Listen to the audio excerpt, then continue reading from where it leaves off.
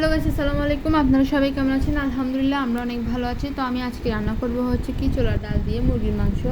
তো দেখেন কীভাবে আমি আজকে ছোলার ডাল দিয়ে মুরগির মাংসগুলো রান্না করি। তো এবার হচ্ছে প্রথমে চুলা আমি একটা হাঁড়ি বসিয়ে দিছি। এবার হচ্ছে কি হাঁড়িটা গরম হওয়ার সাথে সাথে পরিমতো তেল দিয়ে দিছি। এবার হচ্ছে পরিমতো তেল দেওয়ার পর তেল যখন একটু সামান্য গরম হয়ে আসবে তখন দিয়ে দেবো পরিমতো পেঁয়াজ বাটা। তো দেখতেছেন পরিমতো পেঁয়াজ বাটা দিয়ে দিচ্ছি আমি। দেওয়ার পর আমি এগুলো তেলের সাথে ভালো করে নেড়ে ছেড়ে ভালোভাবে মিশ্রণ করে নিচ্ছি। তারপরে এখানে দিয়ে দেবো হচ্ছে কি 1 টেবিল চামচ আদা বাটা, 1 টেবিল চামচ রসুন বাটা। তো 1 টেবিল চামচ আদা রসুন বাটা দেওয়ার পর আমি একদম পেঁয়াজের সাথে ভালো করে নেড়ে ছেড়ে মিশ্রণ করে নিচ্ছি। তো এবার হচ্ছে কি আমি চুলার আঁচটা বড় করে দিব যাতে এগুলো ভালোভাবে কষানো হয়ে আসে। তো দেখতেছেন আমি ভালোভাবে এগুলো কষিয়ে নিচ্ছি, সেই জন্য চুলার আঁচটা বড় করে রাখছি। এবার চুলার আঁচটা বড় করে আমি জানি একটু আরেকটু ভালো করে নেড়ে ছেড়ে কিছুক্ষণ সময়ের জন্য কষিয়ে নিচ্ছি। তো এগুলো কষানোর সাথে সাথে তার আমি এখানে দিয়ে দিব হচ্ছে কি স্বাদ মতো 1 টেবিল চামচ লবণ। তো দেখতেছেন স্বাদ মতো 1 টেবিল চামচ লবণ দিয়ে দিছি।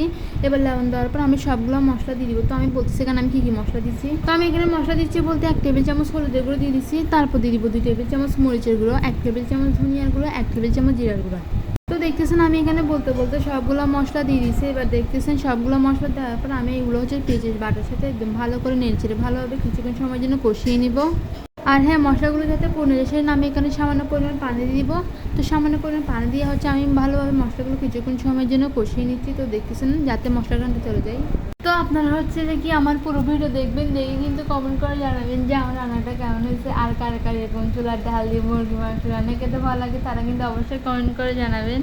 তো একদম মুরগি মাংস একদমই এই রান্নাটা ভালো লাগে না, তাই একটু চুলার ডাল দিয়ে মুরগি মাংসগুলো রান্না করলাম। তো দেখতেছেন চুলার ডালগুলো আমি মশলার মধ্যে দিয়ে দিচ্ছি। দেওয়ার পর আমি এখানে অল্প পরিমাণ পানি দিয়ে কিছুক্ষণ সময়ের জন্য চুলার ডালগুলো আমি একটু সিদ্ধ করে নিচ্ছি, সেই জন্য আমি একটু ভালো করে নেড়ে ছেড়ে নিচ্ছি। তো দেখতেছেন ভালো করে নেড়ে ছেড়ে কিছুক্ষণ সময়ের জন্য আমি এগুলো একটু সিদ্ধ করে নিচ্ছি।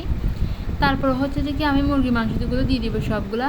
এগুলো হচ্ছে আমি আগে দিয়ে কেটে দিয়ে ভালোভাবে পরিষ্কার করে নিচ্ছি। এবার ধুয়ে দেন আমি হচ্ছে এখানে চুলার ডালের মধ্যে দিয়ে দিচ্ছি। দেওয়ার পর আমি একটু অল্প পরিমাণ পানি দিয়ে কিছুক্ষণ সময়ের জন্য ঢাকনা দিয়ে ঢেকে রাখবো। তো ঢাকনা দিয়ে ঢেকে রেখে দেন হচ্ছে আমি আর একটু ভালো করে নেড়ে ছেড়ে নেবো। ঢাকনা উঠিয়ে চুলার আঁচটা আমি আগে থেকে বড় করে রাখছি যাতে এগুলো ভালোভাবে সিদ্ধ হয়ে আসে মাংসগুলো। তো আপনারা কিন্তু অবশ্যই পুরো ভিডিও দেখতে যান। তো দেখতে দেখতে অবশ্যই কমেন্ট করে জানাবেন, কমেন্ট করতে ভুলবেন না। আর যারা এখন আমার পেজটা ফলো করেন সবাই কিন্তু ফলো করে আসবেন আমার পেজটা। তো আমার রান্নাটা কেমন আছে অবশ্যই কিন্তু কমেন্ট করে জানাবেন। তারপর আমি দিয়ে দিব যে টমেটো কুচি কয়েকটা। তো আমি টমেটো কুচি দিয়ে দিলাম। দেওয়ার পর হচ্ছে কি আমি আর একটু ভালো করে নেড়ে ছেড়ে ভালোভাবে মিশ্রণ করে নিচ্ছি।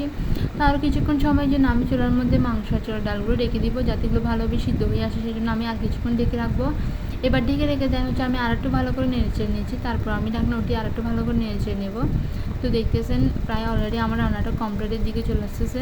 তো আমি একটু সামান্য পরিমাণ পানি দিয়েছি যেহেতু আমি একটু জল করে রান্না করবো সেই জন্য।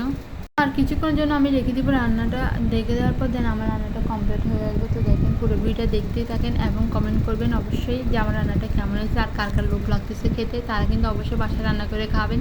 তো আমার রান্নাটা হচ্ছে এবার কমপ্লিট হয়ে গেছে। এবার আমি চুলার আঁচটা বন্ধ করে দিছি। তো আমার ভিডিওটা হচ্ছে এই পর্যন্ত। সবাই পুরো ভিডিও দেখবেন। সবাই ভালো থাকবেন, সুস্থ থাকবেন। আল্লাহ হাফেজ, টাটা, বাই বাই।